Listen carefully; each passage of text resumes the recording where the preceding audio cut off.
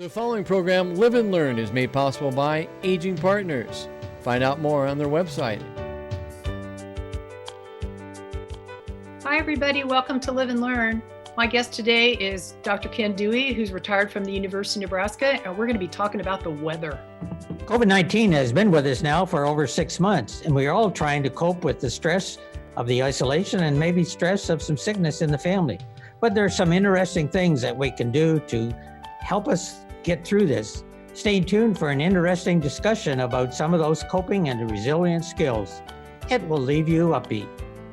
Hello, everyone, and welcome to Live and Learn. I'm your host, Jerry Renaud. In the fall and winter, it can be a dangerous time as there's ice and snow on the ground and we spend more time indoors. And what we don't want to do is to have some accidental falls. We have some advice of how you can prevent those falls today. Joining us will be the community health educator from Aging Partners, Tracy Foreman. You won't want to miss it. Hi, I'm Lita Powell Drake. Have you ever been to the Johnny Carson School of Theater and Film? It's been around since 1904. They have some fabulous, fabulous shows coming up. So please stay tuned because we're going to be talking with Christina Kirk, the executive director of the Nebraska Repertory Company. Please stay tuned. This and more on today's Live and Learn. Hi, everybody. Welcome to Live and Learn. My name is Kim Hachia. Welcome. Through the miracle of sort of Zoom technology, we are coming to you today. I'm in my bedroom and my guest is in his office in Southeast Lincoln. And I want to give a big thanks and shout out to the professionals at LNK TV who have a great technology that allows us to do it this way in the era of COVID.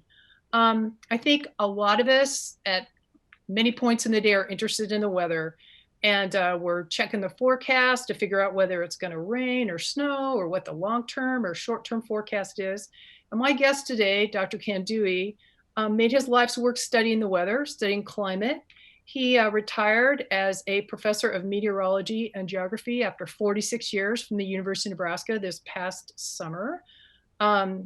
Unfortunately, due to COVID, we weren't really allowed to thank Dr. Dewey and recognize him for his long and wonderful career. So we're going to take some time today to thank him for that. So Ken, thanks for being on the show. And thank you so much for inviting me. Great. So Ken, how did you get interested in the weather? I was 10 years old and I knew I liked weather because I was collecting daily data and actually making graphs and cutting newspaper articles out. And I noticed all of my friends, sports was number one. And hey, in Nebraska, sports is number one, but number two everywhere else is weather. I just happened to be focused on that. 10 years old, a tornado went through my neighborhood and my dad took me for a drive around the area to see tornado damage for my very first time.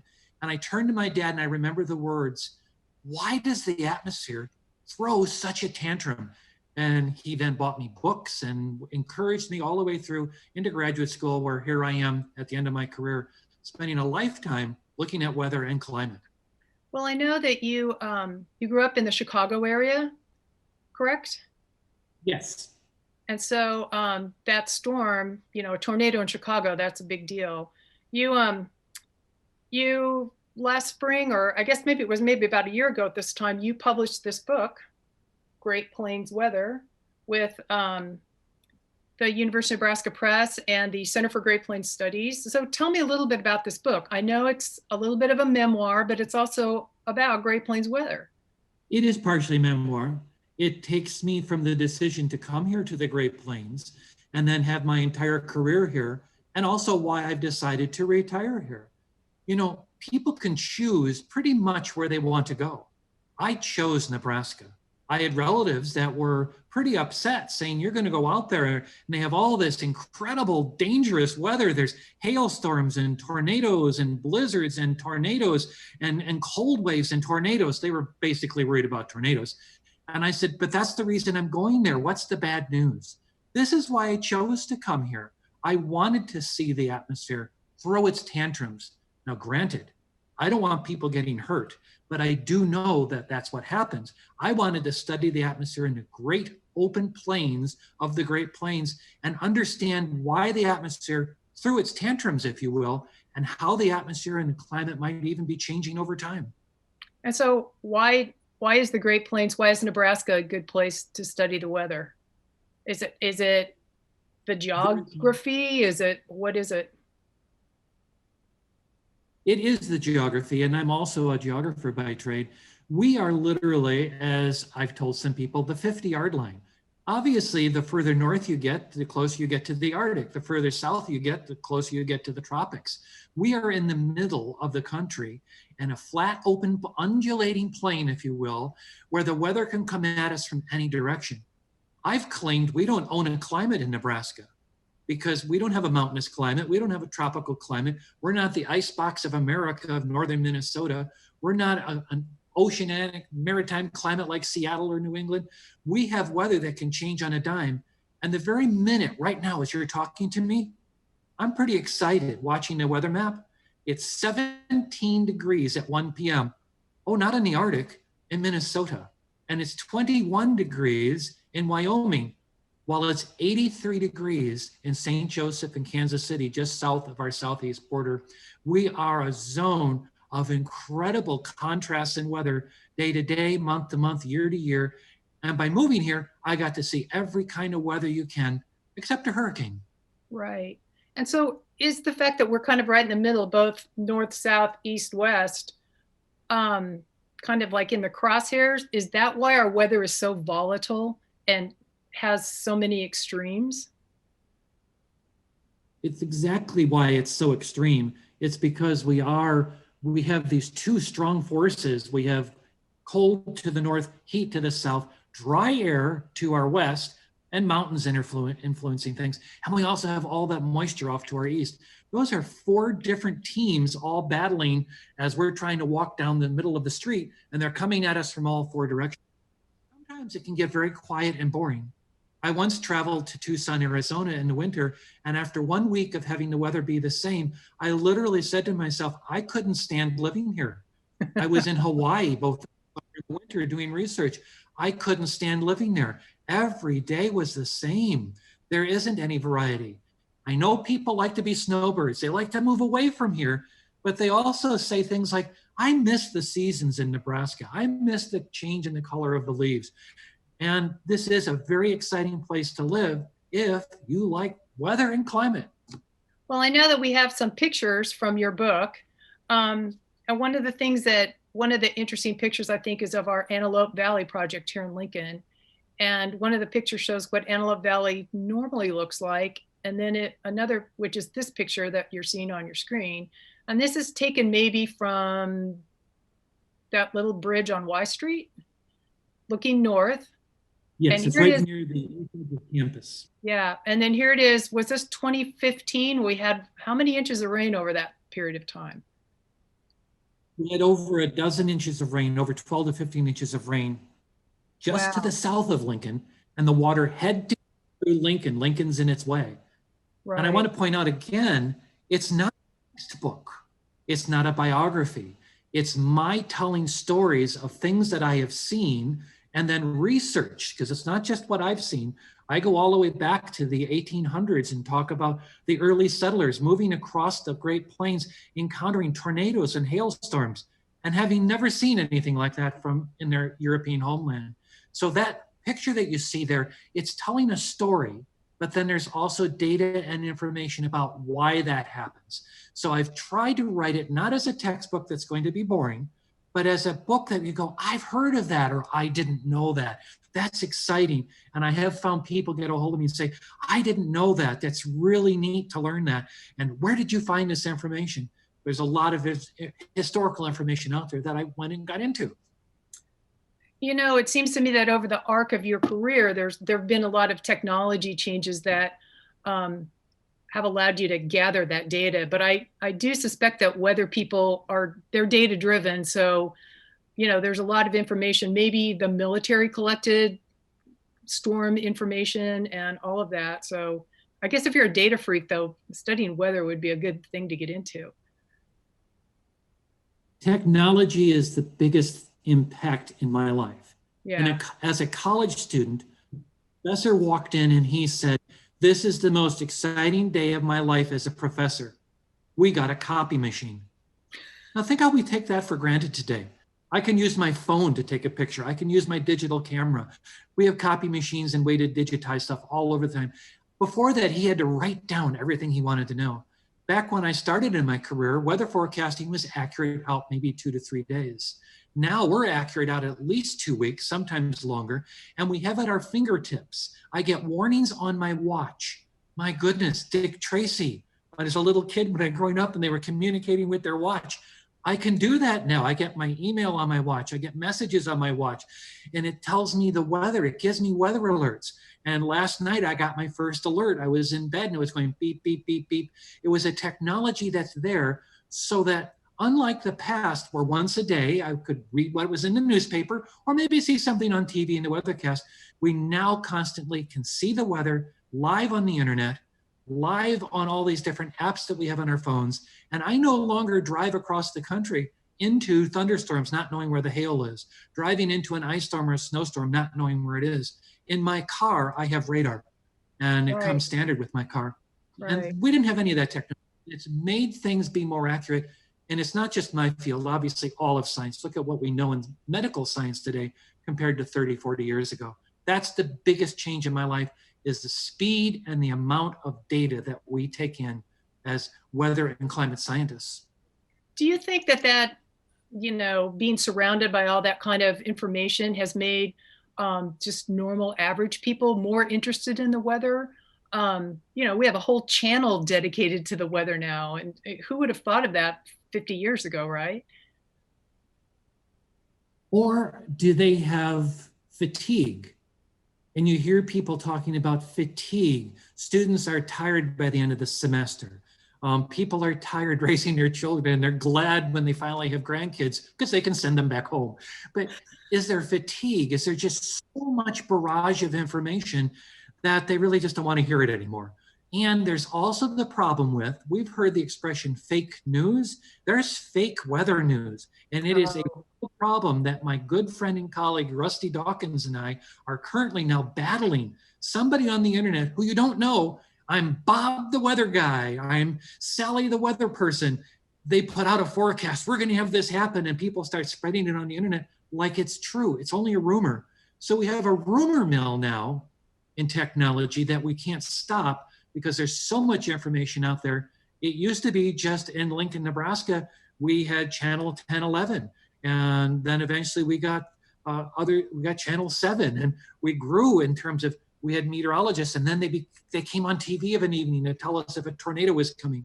Now you're going to get, somebody's going to say, I just saw this on the internet. We're going to get pounded by this incredible storm. And then Rusty and I, he's my former student, he and I will go on and say, please calm down.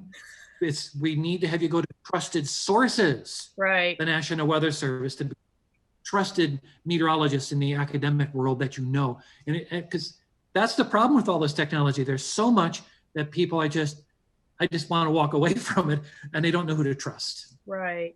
So let's get back to chatting just super briefly about your book. I know it was published by the Center for Great Plains Studies, and in a previous non-COVID world, you would have been doing a Olson lecture this fall about your book, and that kind of got canceled. So but the center has done a podcast, right? And people can find that by going to the university's website, looking for Paul Olson lecture, and they can hear more from you. It's exactly right. Yeah. And the Paul Olson lecture is usually an in-person lecture with 60 to maybe 100 people in there. But now we had to go to a virtual. So I actually went into their studio and we conducted the interview there. You can listen to it as a podcast, and you can watch it as well in video. It tells these wonderful stories. People don't know, and you need to go look at the book. Why are school buses yellow? It's in there. Did you know day in Valentine where the temperature was up near 80, and within 30 hours, it was down to 27 degrees below zero? There's a story in there verified of a farm family in Kansas that went to bed in early March, and the temperature had been up in the upper 80s. It was so hot. No air conditioning, No, they just left their windows open. By 10 o'clock, it was snowing and in the teens. When they woke up, they certainly must have said, is it a dream? Why have I chosen to live out here on the Great Plains? So there's lots of stories. And that's why I encourage people to pick up the book. There'll be things you remember, including when I was writing the book, there was this incredible hailstorm that went right over the top of my house. I ran upstairs, just like it was when I was 10 years old and saw my first tornado, looked out the window, and there was a tornado approaching my house. Come into your house. That's in the book. Well, Ken, you know what? We are out of time. And I thank you so much for being my guest today. This was really fun. I encourage everybody to look for Ken's book, Great Plains Weather. And I remind all of our viewers that it's never too late to live and learn about the weather. Hi, I'm Randy Jones with Aging Partners. Did you know that Lincoln expects a 75% increase in the number of seniors living in our community over the next 15 years? Aging Partners is a community service that provides fitness programs to help keep older adults strong and healthy. This year, Lincoln Cares donations are providing funds for new fitness equipment. You can help make this happen. Sign up to support Lincoln Cares and add $1 to your LES bill each month. Welcome to Live and Learn. In March, suddenly a pandemic was upon us. Many activities were canceled or ended, and many people were getting sick. Now, a few months later, the COVID-19 is still with us and there's really no end in sight. And many people are feeling the stress of the situation. I'm Doug Joes. Joining me today is Sandy Lutz from Aging Partners. Sandy, first tell us a little bit about your role with Aging Partners. Doug, thank you so much for inviting me to talk about the challenges our friends, loved ones, and neighbors are facing at this time. I have the pleasure of working with Aging Partners in an administrative function. I oversee the community and activity services programs that includes transportation, home delivered meals, our senior centers, our health and fitness programs, our Lifeline, and our durable medical and our handyman programs. In addition, I also oversee the Medicaid waiver program. Like I said, I'm so very fortunate to work for this outstanding agency. And I also want to add that I am a licensed independent mental health practitioner and a professional counselor, which that helps me in doing my job here. Following along from that, then, what are the signals that you and your colleagues are seeing around the community that there is stress? Our staff here at Aging Partners have regular contact with individuals in our communities. And again, I want to also state that we serve an 8-county area. We have staff that are working throughout Lancaster County and the other 7 counties that we serve, and they are calling our participants on a regular basis. They're also delivering meals, and in a very safe way, they are meeting with people, always wearing masks, and they're reporting that they're hearing an increased instance of people feeling very fearful.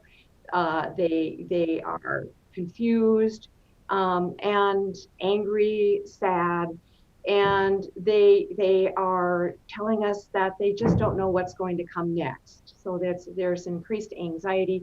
We're seeing changes in their routines, and we are seeing some exacerbation then in their health. One of the things that it seems to me is really affecting a lot of people is this isolation. We're just not out as much as we previously were. How does that affect our mental situation? Right.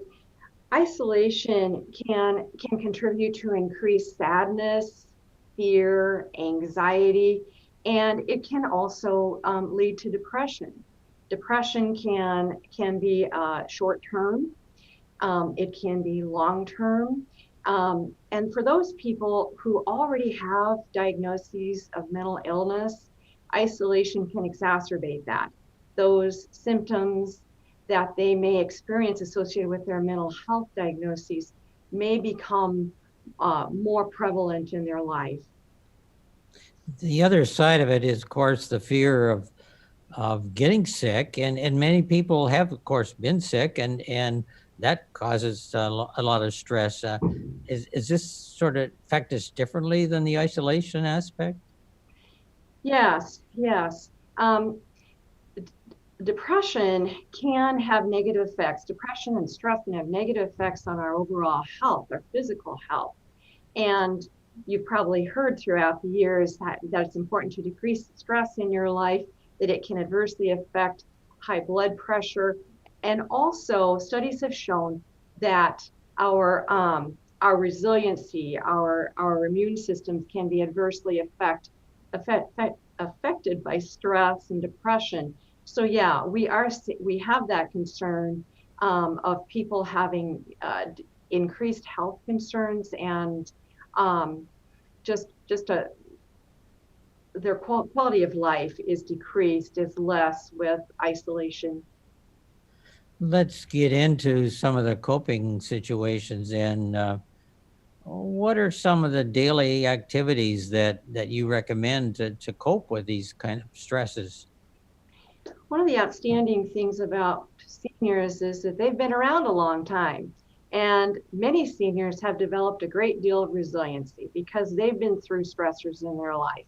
And I encourage those seniors to look back on those things that have given them strength and joy throughout their lives and draw upon them. I also encourage those people who might have contact with seniors, either because they're related, maybe they're neighbors or acquaintances, to look at how they might be able to help those seniors. Studies have also shown that a great indicator of resiliency is whether or not you have a strong support system. And throughout this COVID situation, those support systems are being challenged. Where in previous years, in previous episodes of stress, family members have been able to directly intervene. Either family members, loved ones, or formal support systems have been able to directly intervene and help individuals in coping. We're needing to find different ways to help people. Those face-to-face interventions may not be as readily accessible as they had been previously. So finding more creative ways to help individuals and help yourself. I also want to back up and say that we as individuals, as older people, it's really important for us to advocate for ourselves, to speak up. Oftentimes people that are older may be reluctant to complain or especially say that they might be suffering from depression or anxiety or some sort of mental health problem. And there's nothing to be ashamed of with that. It's no different than having another disease process. And also coping skills. I would just want to encourage people to, if you know someone who's older or work with someone who's older, find out what their resources might be. It might be just simply helping them purchase a tablet or become more familiar with using the internet and Facebook, other ways to communicate that might not necessarily be face-to-face. Now, you mentioned resiliency quite a bit here, and we're as you said, we're seniors, so we've lived quite a few years, and we've to do that. There's been some resiliency. So, can people think back to what has sort of kept them going through all these years? Yes, it's very important to look at those things that might have given you joy and meaning in your life. Right now, people are a little bit stressed to find joy and meaning in their life, especially if they're isolated. But maintaining or starting up exercise programs, and you can find those on TV or on the internet. It might be that just simply walking, getting out, getting some fresh air, sitting outside. Maintaining good nutrition and hydration is especially important. And of course, maintaining your contacts with your doctors and your physical therapists, occupational therapists, mental health counselors, maintaining those relationships and following the prescribed interventions that has been determined for you. What about seeking professional help? Are there some signals that you look to that maybe would indicate professional help would be needed? Right. Just want to back up a second and say the CDC has identified that 80% of older adults likely have a health concern, have a chronic health concern. Chronic health concerns can be a cause or prompt mental health problems. So being aware of you and your situation, do you have chronic health concern? Now, older men, older Caucasian men are unfortunately at highest risk of suicide, of attempting suicide in the United States. Older women are twice as likely to experience depression. So our older adults are at very high risk.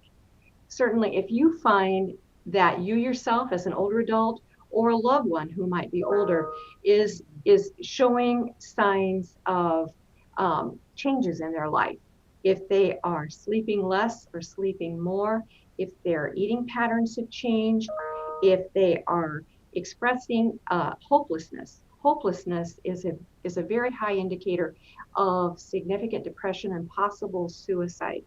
If you have someone that you know or love or have contact with is making statements such that they are feeling hopeless, they're wishing that, or they're ready to die, or they're wishing that they could join a loved one who is deceased. And always, if they have a plan to die, it's very important that they get connected with their doctor or a mental health person who can provide an intervention.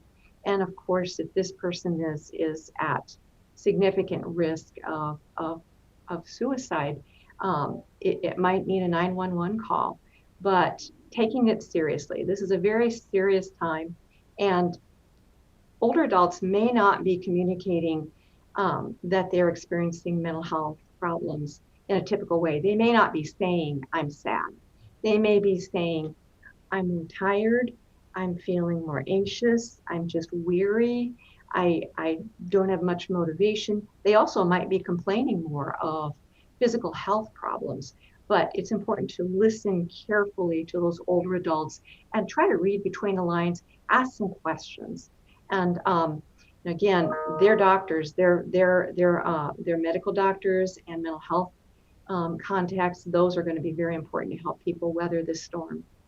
Yeah, even with this isolation, it's very important to maintain the contact with your family and your friends, and as well as some of these professional people that you're speaking about. That's right. That's right. Family and friends are so very important. And I also want to stress the importance of our communities. Right now, it's challenging for some families to have the contact with their loved ones that they previously had. And that's why us as neighbors have taken on a much larger role. We have the opportunity now as neighbors to recognize that the older adult who might be living next door to us or a couple houses down, maybe it's time for us to knock on their door and step back and say, hello, I'm your neighbor. Wear a mask, of course, and say, hey, I'm your neighbor. I'm here a couple houses down. Take that chance and introduce yourself and say, hey, if you need your leaves raked or you just want to maybe chat, I can pull my lawn chair up in the driveway and have a conversation with you. But I'm here and I'm your neighbor. And being a neighbor means more now than it has for a long, long time. That sense of community is so very important for us to get through this. It might be that this is a great opportunity for us to expand our sense of what a family is. Sandy, I'd like to go back to where we started here, the conversation in terms of your role, and what services can people look to from Aging Partners to help us through this situation? Yeah, thanks for asking that. Aging Partners, although our front door is locked, we are still very much in business. We are answering the phones, we are going out to the community. We have case managers, we have services coordinators, we have staff that are delivering meals, we have staff that are able to pick up the phone and answer your questions, and we have staff that can safely go to your home and meet with you in a safe manner if that's what you want. We are also providing our nursing services through our health clinics. Just call us at 844-441-7070 and tell us what your circumstances are and what you think you might need. And we're more than happy to help you out. Sandy, just in closing, you have some websites we're going to show on the screen here that people can find more information. So there's lots of information out there available and some good resources available to them. Thank you, Doug. Sandy, it's been very informational here, and thanks for your insights. You have the experience and the professional background to bring us these insights. And yeah, there's some positives here that we can think about to think of other people in the community. So thanks a lot for providing and sharing those with us. Thank you, Doug. Take care. Hi, I'm Randy Jones with Aging Partners. Did you know that Lincoln expects a 75% increase in the number of seniors living in our community over the next 15 years?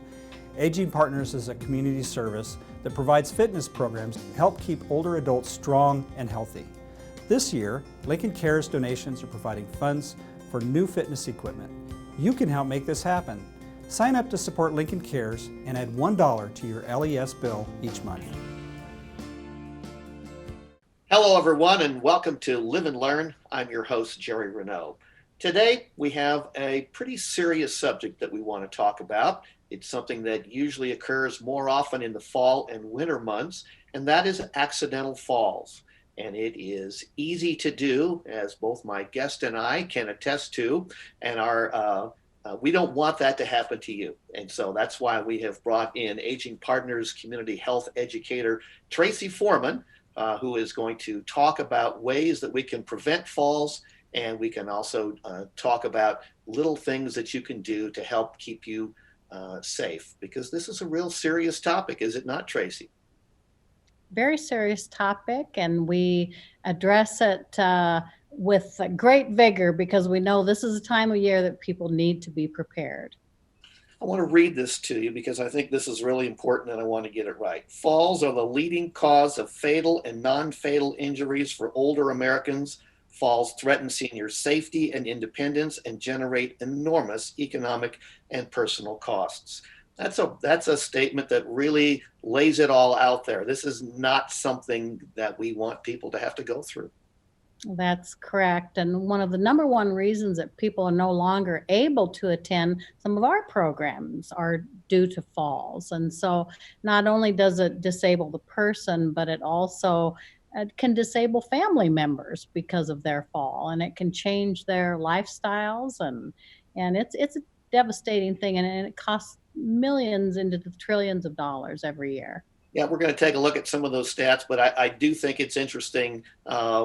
You and I have both had our experiences. You just recently even had a little experience with this as well, did you not?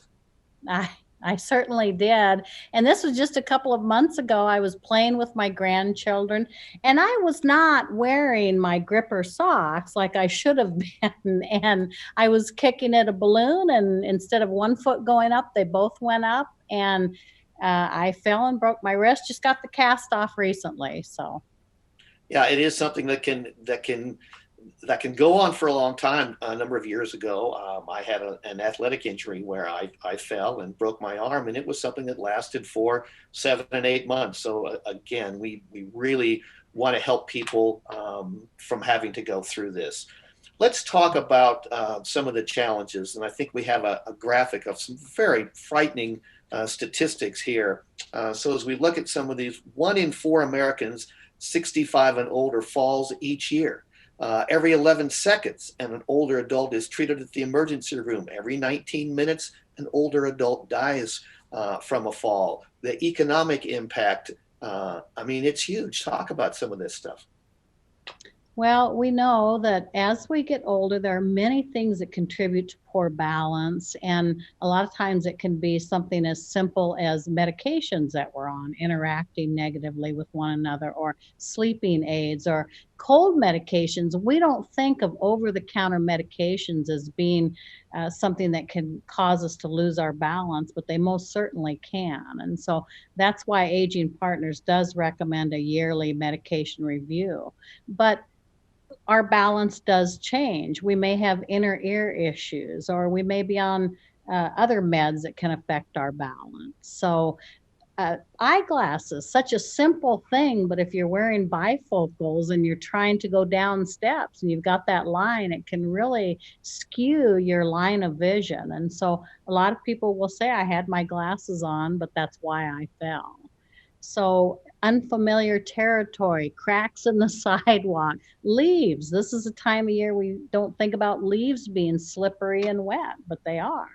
Right. And That's a serious problem. And as we're going to roll into winter and we're going to have ice and we're going to have snow, it's really prudent to use caution.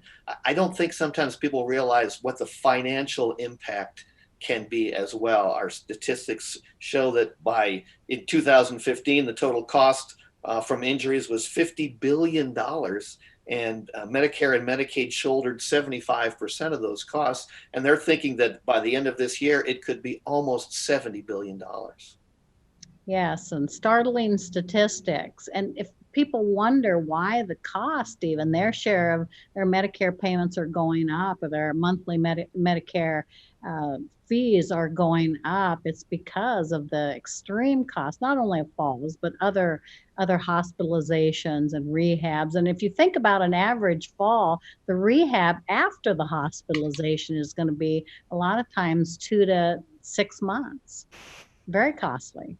One of the interesting things, and I did not realize this until we started looking into some of the issues surrounding this, is that sometimes from a mental health perspective, because seniors are worried and concerned about a fall, then they sometimes don't go out.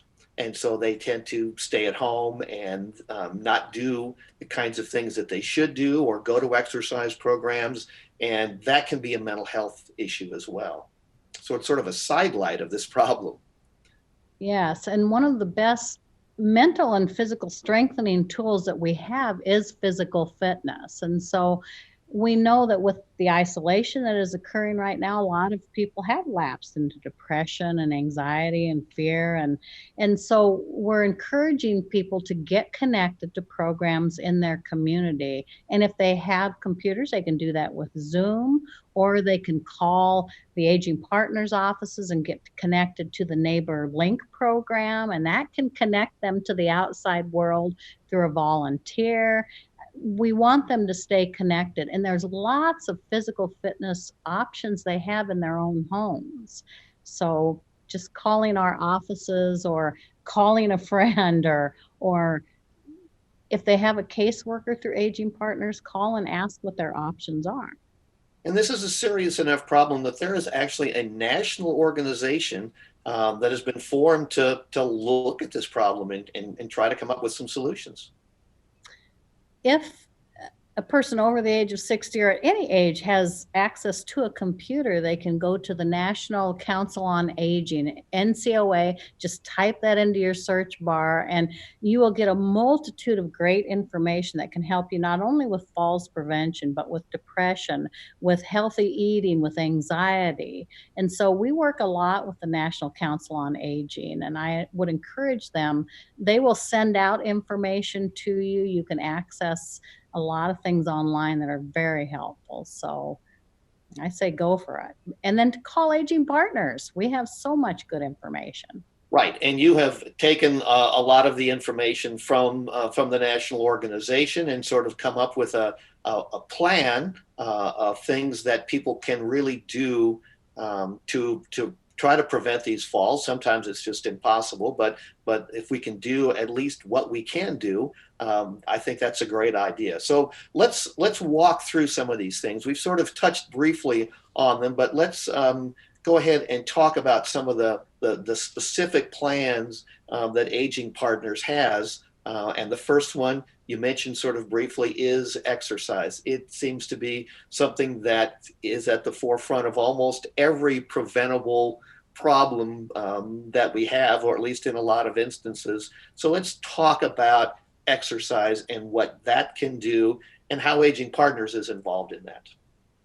Well, first of all, we know that exercise can build lean muscle mass, which is something we lose as we get older. So it's important to stay strong and healthy and really strengthen those muscles that keep us upright. So that includes our core muscles, that includes our leg muscles, and it includes our inner ear, which actually affects our balance. So neck exercise and things we can do to improve all of our balance systems. And Aging Partners has a great network of programs available not only through Zoom, we are doing Zoom classes now, so you can call our number and get information about those classes. You can go on YouTube if you have access to a computer. You can go to YouTube and type in any kind of fitness that you want to do, and it's there. And Aging Partners has lots of programs available there. We are really into the classes like Tai Chi and Qigong and yoga. Those are all practices that we believe help to build core strength, flexibility, and most certainly balance. We have classes too, and last year, the director of our program, of our health and fitness program, developed a program called Pay Attention to Fall Prevention. And that program is available. You can get a DVD of that program in many different languages. So it is available to people of all ethnic backgrounds. And that is a video of 4 different sessions where you can learn to walk differently and use help aids and how to do a home safety check. Lots of good information in that video. And you can call our office and get that information also. Yeah, that's a great video, and you talk about balance, and balance is such a key thing, and I know a lot of the classes focus on that. And we should also mention the fitness center, because the fitness center is open. It's sort of limited, but it is open for people, right? Yes, at 555 South 9th in Lincoln, we have a great fitness center that offers not only strength, but cardio workouts. We have a stretching room, and we have trainers on staff. And you talked about the limited availability. We are limited to only 2 people per hour. So you would need to call and make an appointment, and we have certain time slots that we can fit people into. So if interested, call our offices, and we have trainers that'll work with you so you don't have to figure it out on your own. Perfect. Another area that we talked a little bit about earlier was proper footwear. And I think you've brought in one of your old shoes that you're probably going to encourage people to not wear. Not one of my old shoes, but I do have a shoe now. I know this is just kind of comical. Most of us are not going to be wearing shoes like this, may have at one time in our lives, but these obviously are not the safest shoes to wear. Nor are, and a lot of people are going to be disappointed about this, nor are those backless shoes and slippers that we love to wear because they're so comfortable, because these are the ones that can cause accidents when we're going up and down stairs. Our feet can slip right out of them. The serviceable shoes, the best ones to wear, are typically tennis shoes. Now, this is just a standard black tennis shoe, but this one has an excellent gripper type sole, great ankle and heel support. It has a nice arch in it and a wide toe box. And as we get older, I don't know if you know this, but we lose the pads on the bottom of our feet. And so our feet spread out and get wider. And so we need to really get our foot measured at a shoe store. You don't have to buy your shoes there, but get your foot measured so you're wearing the right size shoe. And flip-flops, they're comfortable and they're great, but they are not safe. So get a decent shoe, and if you have to pay a little bit more, it's well worth it. Yeah, this is good advice for me. I like wearing my sandals around, but I know that that's not probably the right thing to do. Okay, another one that you mentioned earlier, and I think this is an important one, and that is issues with medication. And so it's just a good reminder again for people every year to make sure somebody knows all the things you're taking and how they interact. Aging Partners recommends that people have a yearly medication check, whether it's an over-the-counter medication or a prescribed medication. The interactions can be very negative and can cause balance issues and can change your mental capacity. So it's important that you get medication checks. And we have the Senior Health Promotion Center that can actually do medication checks. Their students can do that for you. So give us a call, or you can go to your local pharmacy and take your bag of medications in with you and say, I need a medication review, and they will do that for you. Great idea. We're going to run out of time if we're not careful. So Okay. one of the things that I really do want you to talk about is some help aids. You've brought some things in, some things that people can use to help prevent those falls. Remember, no matter where you go, always take your phone and make sure it's charged. That is very, very important when you are going out somewhere.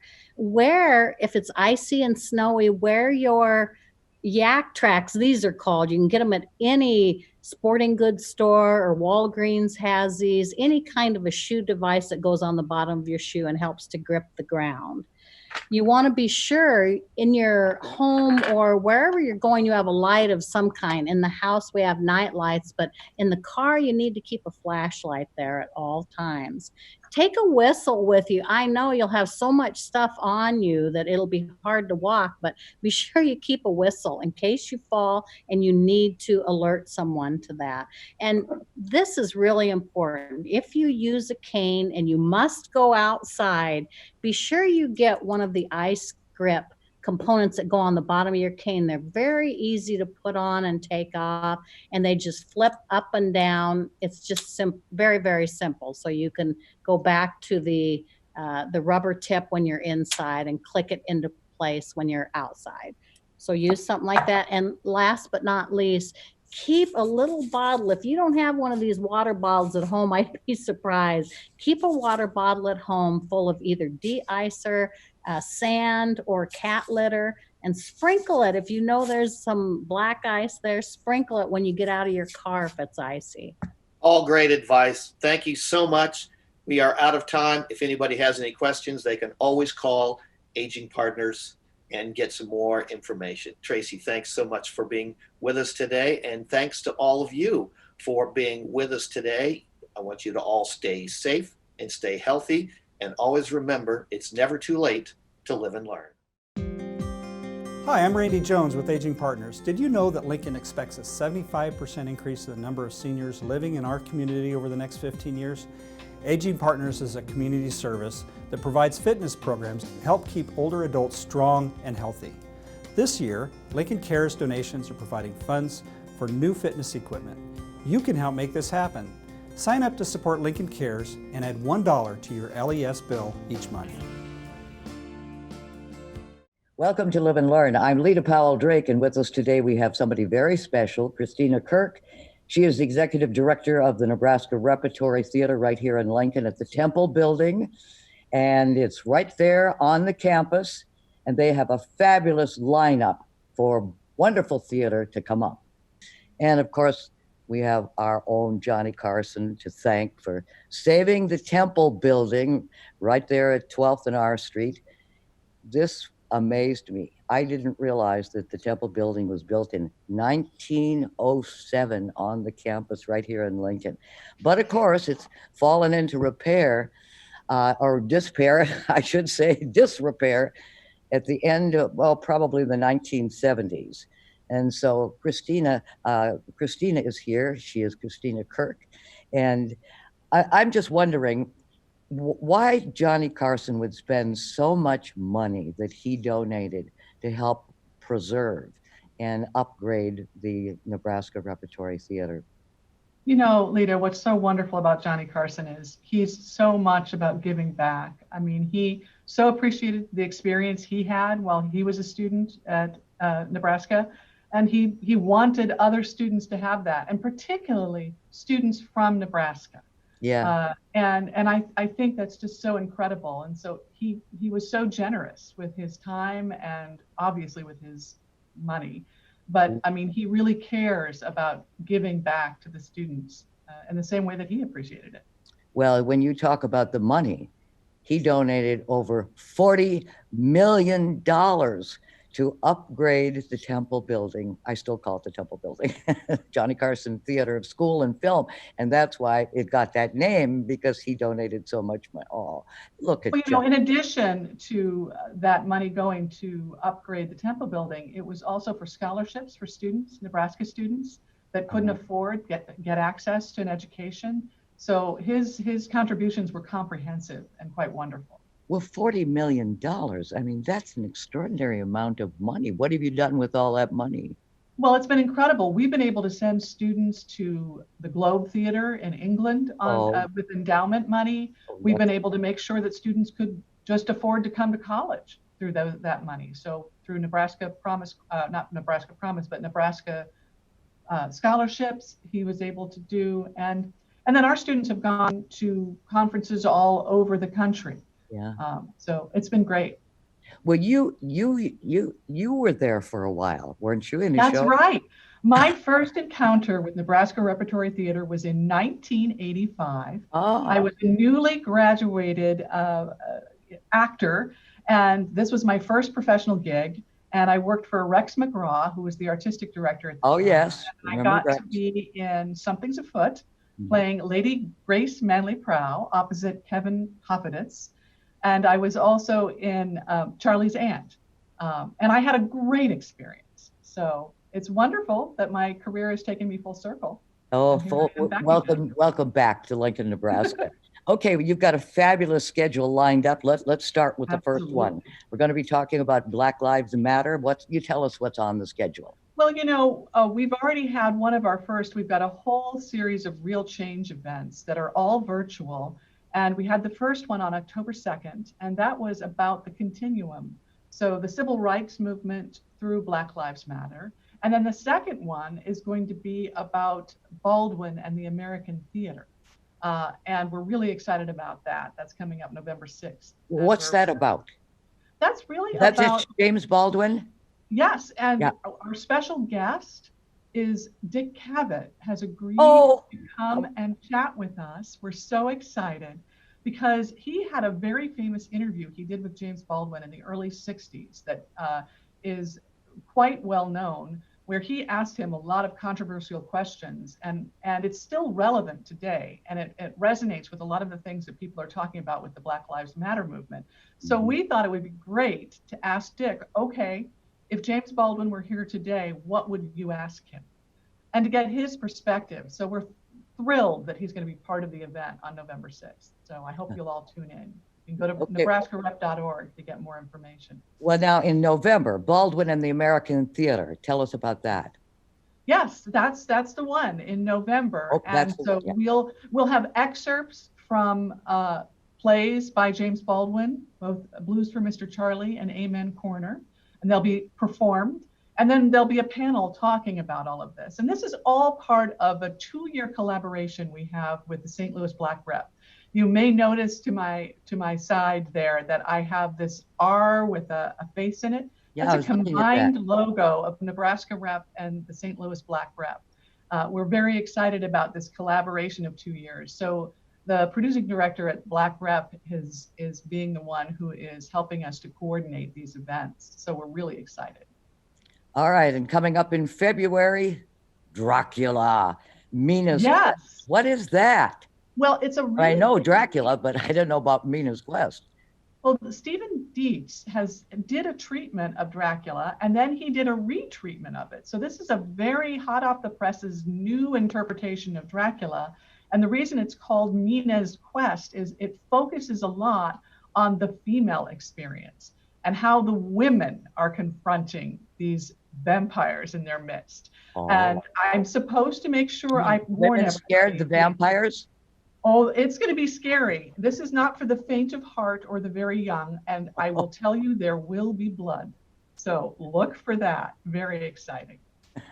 All right. And in April, then, Midsummer Night's Dream. Oh. I have to say, I'm personally very excited about this one because I have the great fortune of getting to direct it. And we've already been doing some virtual rehearsals this fall, and I have a wonderful cast. It'll be a combination of guest artists and our students, and we're really excited about it. It should be so fun because we're going to do a contemporary treatment.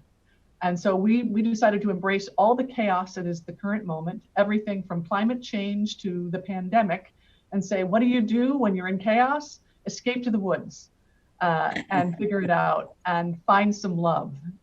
So I think it's going to be a really fun production. All right, and then coming up in April, Midsummer Night's Dream.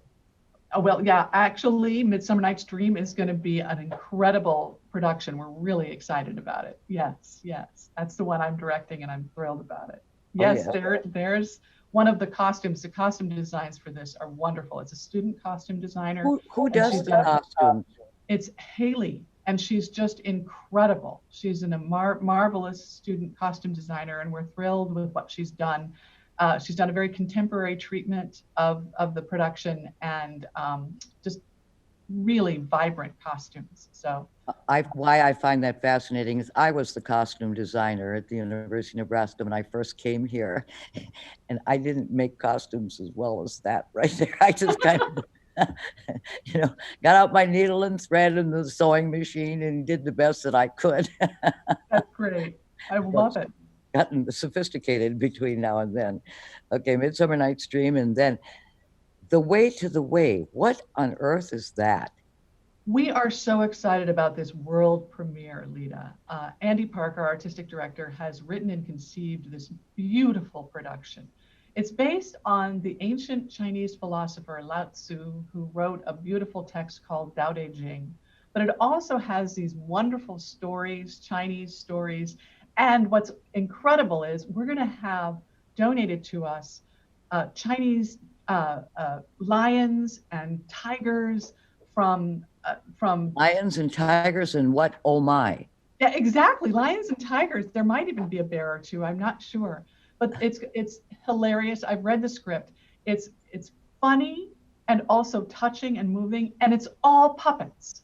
The whole show is puppets. Oh. So we're really excited, and we're doing it as a companion piece with 1,000 Words, which we're bringing back because it was so popular in our season last year, which was also a puppet show that Andy conceived with students. I saw that. That was outstanding. Yeah. We really think this is going to be a wonderful dual bill. And again, everything we're doing this season is virtual. So we're putting a lot of time, money, and resources into 3-camera shoots to get a really high quality video for all 3 of these productions. So we're really excited that we can bring this, and then we have them to archive as well. Well, I want to tell you my story about Johnny Carson. Oh, please do. Because I used to work at Goals of Nebraska. I was the fashion coordinator at Goals, and I got to attend the Men's Fashion Association, where people from all over the United States came to New York City. And of course, everybody who's there, men and women, even though it was the Men's Fashion Association, you got women writers. They're dressed, they are dressed perfectly. But I wore what I'm wearing right now, which would have been about 55 years ago. I wish I could stand up. I'm going to stand up a little bit so you can see. This is what my Johnny Carson outfit is. All that I even have. I have red socks and everything. This is my outfit. But anyway, it was sponsored by Hart Schaffner and Marx. And that's why, Johnny worked for them, and he got a lot of money, and his wonderful clothing came from Hart Chapter and Marx. So apparently, when I walked in with this huge group of people, and these are all fashion designers in New York, in this outfit, somebody said to Johnny, "Look at that! Look what that woman's wearing there." And so somebody knew my name, and they said, "Well, that's Lita. That's Lita." And so Johnny said, Johnny didn't know me. He said, "Where's Lita? Where's that Lita of Lincoln?" And then people started calling me Lita of Lincoln. I says, "I'm right here, Johnny." He said, "What kind of an outfit is that?" I said, "You used to dress like this when you were here in Nebraska." He said, "Yeah, that's why I left." But there's Johnny, there's our dear, I love Johnny. I love Johnny Carson. And I'm wearing the same exact outfit that I wore over, 50, 55 years ago. So that's impressive, Lita. Okay, now what are we going to do? Anything more you want to tell us? We just got a few. Well, I just think it's important to go to our website, nebraskarep.org, and please come to our event on November 6th, and then come back and see us again in the spring. We've got wonderful things going on at Nebraska Rep. I love it. Been there for a long time, and it's still going very strong. And we welcome you to Lincoln, Nebraska very, very much. Our thanks to Christina Kirk.